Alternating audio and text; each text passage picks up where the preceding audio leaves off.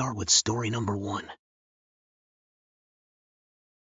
I used to work as a maintenance guy, which meant I had to be available at odd hours for inspections alongside the fire department. One time, I had a property located about 60 miles away that needed a fire alarm test at 5 a.m. before the tenants arrived. The day before, around 5 p.m., I found myself in a bit of a predicament. I parked my car in front of my house, and I noticed that the weather had taken a turn, causing my tires to read warnings. My trusty car was equipped with a dual exhaust system, and the engine was running.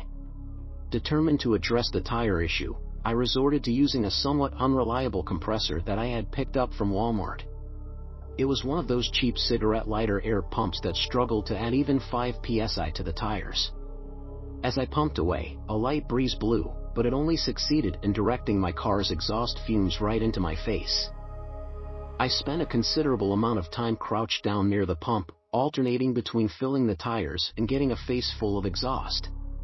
Time seemed to stretch, and I estimated it was about 20 minutes, although I couldn't be entirely sure as time got a bit distorted.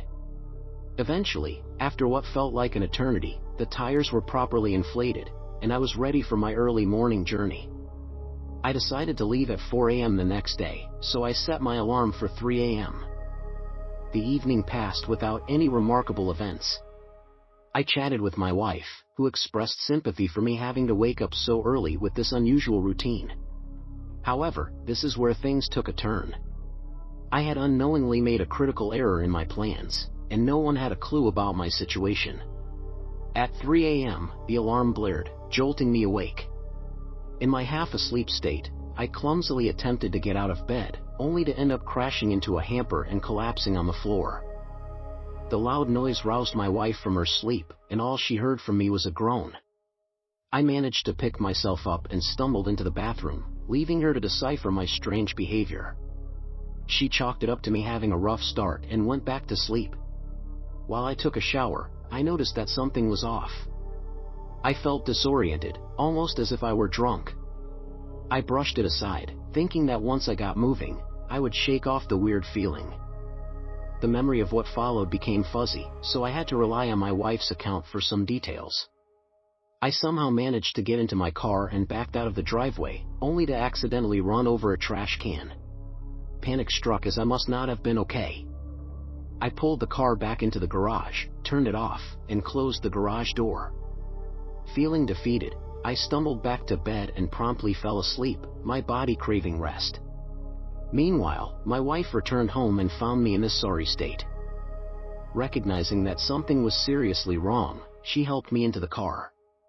My memory blurs here, but I remember her furiously shifting gears as she drove us to the emergency room. I was just grateful for the opportunity to sleep. Upon arrival, there was no waiting for me. I was whisked straight into a room, oxygen mask covering my face, and an IV in my arm. The medical staff kept telling me to stay awake, but sleep was beckoning me, almost teasingly close. I kept dozing off, earning me stern reprimands from the doctors. I recall feeling confused by their scolding, wondering why they were so bothered by my attempts to take a quick nap. The severity of my situation was evident from the expressions on their faces. It seemed uncertain whether I would leave the hospital through the same doors I entered. My memory from that point onwards is patchy bits of fractured recollection pieced together with the help of my wife's account. I do know that the experience left a gaping black hole in my memory. I had to reconstruct the events through fragments of my own memory and my wife's retelling. The truth was, had I not been taken to the hospital, I would have likely continued sleeping, blissfully unaware of the danger I was in. My property manager's timely call to my wife saved me. Without it, she would have been gone for several hours, leaving me asleep with a broken hamper still beneath me. So, if you've made it this far in my story, let it be a cautionary tale. Be vigilant, especially around exhaust fumes. Some people leave their cars running in garages with open doors, thinking it's harmless. But now, I know better. It's not worth the risk. If you detect the smell of exhaust, take immediate action. Shift position, get some fresh air, move away. My ordeal wasn't an abrupt catastrophe. I was coherent even as the damage was being done, all the while unknowingly suffocating myself from the inside. Everyone please stay safe out there in this unpredictable world full of creepy things that can happen to any one of you. Let's go to story number 2. My family and I decided to embark on a vacation, opting for a cozy hotel resort right next to a mesmerizing beach. Our evenings became a delightful routine. After the sun dipped below the horizon, we'd all head out for drinks or leisurely strolls along the inviting promenade. This charming pathway was always bustling, filled not only with tourists like us but also couples savoring romantic walks. One night, sleep seemed to elude me. My brother was still awake, but given the earlier disagreement we had, I refrained from asking him to accompany me on my nighttime venture. Now, before you deem my decision foolish, it's important to note that it was only midnight, and the promenade was still screaming with people. So, I threw on some comfortable pants and a casual shirt, nothing fancy, and embarked on my solitary journey. Normally, I am quite attuned to my surroundings, especially at night. However, due to the presence of the multitude of people, I plugged in my earphones and indulged in some soothing music. The walk commenced beautifully, allowing me to revel in the nighttime enchantment of the promenade and the neighboring resorts. About 30 minutes in, I paused to sit on a bench, intent on tying my shoelaces. Out of the corner of my eye, I observed a man halting and settling on the bench a couple of spaces away from me. At that point, his presence didn't raise any alarms. Getting back on my feet, I resumed my walk. But soon enough, my intuition began to tingle. I slowed down my pace, removing my earphones and pocketing them. Now, fully attentive, I stopped once more, making a search for something on my phone. To my unease, the man replicated my actions, pausing his walk in sync with me. The tricky part was that the promenade stretched out in a linear fashion. This meant that in order to return to my hotel, I had to pass by the individual who was growing increasingly suspicious. Though surrounded by fellow promenade goers, a sense of safety persisted in my mind. I concocted a seemingly ingenious plan. I decided to head down to the beach and cower behind one of the vacant beach chairs. With the shore enshrouded in darkness, this plan felt like the perfect escape. With my heart racing, I picked up my pace, all the while keeping an eye on the man who hadn't yet matched my newfound urgency. Suddenly, a sizable group of people strolled by, and in an instant, I sprinted toward the beach, expertly ducking behind a beach chair. For a nerve-wracking 30 seconds, I held my breath, watching as the man's gaze wandered across the shoreline in my direction. It was evident that he was in pursuit. Although I hoped he would eventually give up, my hope was quickly dashed as he began making his way toward the line of beach chairs. In a split second, I abandoned my hiding spot, my decision instantaneous and unpremeditated. With the pounding of my heart as my rhythm, I raced along the beach, distancing myself from the pursuer.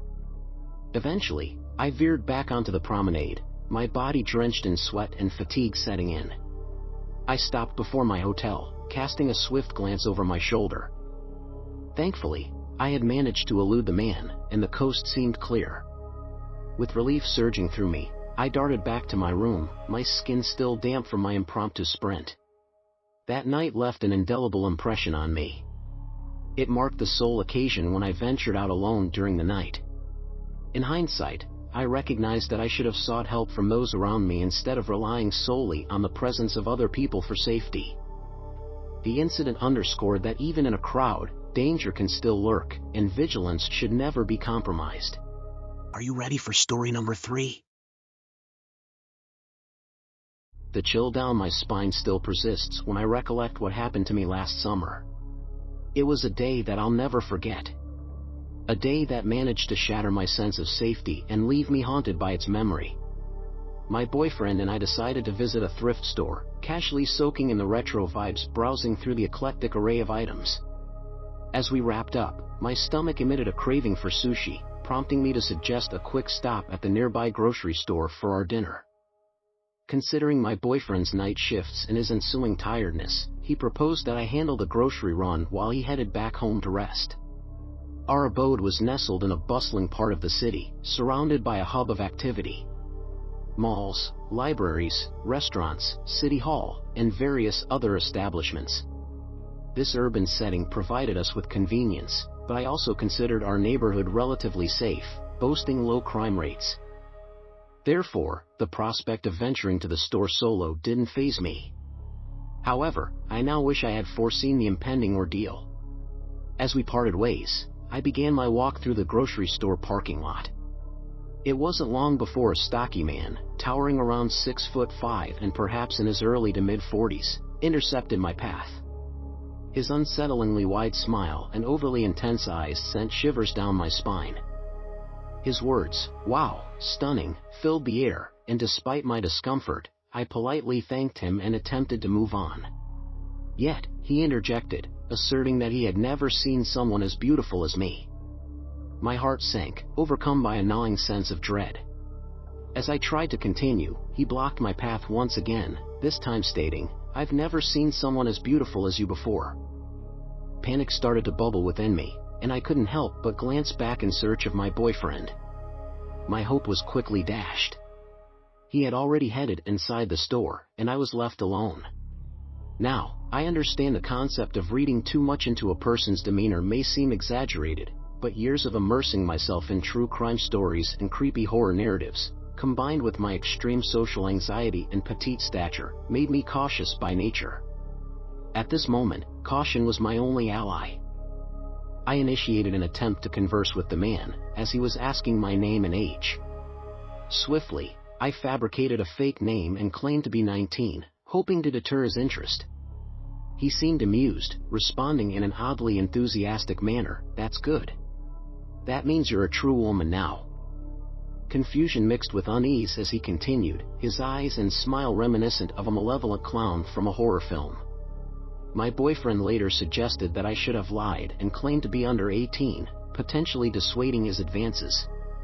But at that moment, I was too flustered to concoct such a plan. Undeterred by my initial disinterest, he brandished his smartphone, insistent on acquiring my number. With a sinking feeling, I declined, explaining that I had a boyfriend. His smile morphed into something sinister, an unsettling transformation as he maintained eye contact. He stepped closer, his voice taking on an eerie firmness, and questioned, "So you don't want to cheat on your boyfriend?" His unnerving persistence was accompanied by a sickeningly wide grin, a sight that sent shudders through me. Feeling trapped, I instinctively stepped back, silently pleading for intervention from the passers-by. The surroundings were streaming with people, but it felt as though we were locked in a tense standoff. My panicked gaze flitted around, a desperate search for an escape route, all while his menacing smile persisted.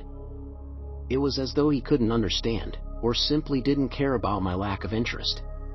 In a breathless moment, I mustered the courage to break free from his advancing presence. As I pushed away from him, his unsettling grin receded, replaced by a look of baffled disappointment. My voice quivered as I stammered, "Sorry, I really have to go buy my groceries." With a mix of relief and trepidation, I hurried into the grocery store, aware of his lingering gaze. His unsettling smile burned into my memory. Inside the store, I breathed a sigh of relief, gradually calming my racing heart. I convinced myself that the man was surely gone by now.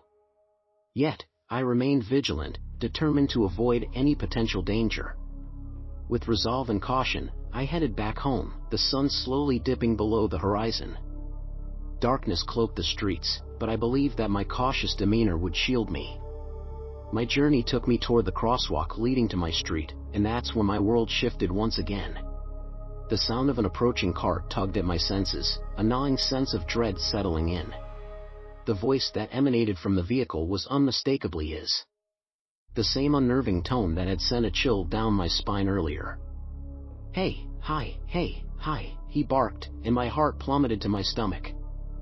My eyes shot sideways to the car, and there he was, a twisted grin spreading across his face, an eerie mimicry of his earlier facade. My heart raced as I assessed the situation. He was positioned with the upper half of his body leaning out of the car window, an expression of twisted glee etched onto his features. His sinister laughter filled the air, his eyes never leaving me. He seemed to take perverse pleasure in my discomfort, his words cutting through the night air, "So where's your boyfriend?" His cackle mingled with the darkness, a chilling reminder of the danger that now lurked in my vicinity. In that terrifying instant, my instincts kicked in. I suppressed the panic threatening to overwhelm me, aware that panicking could be my undoing.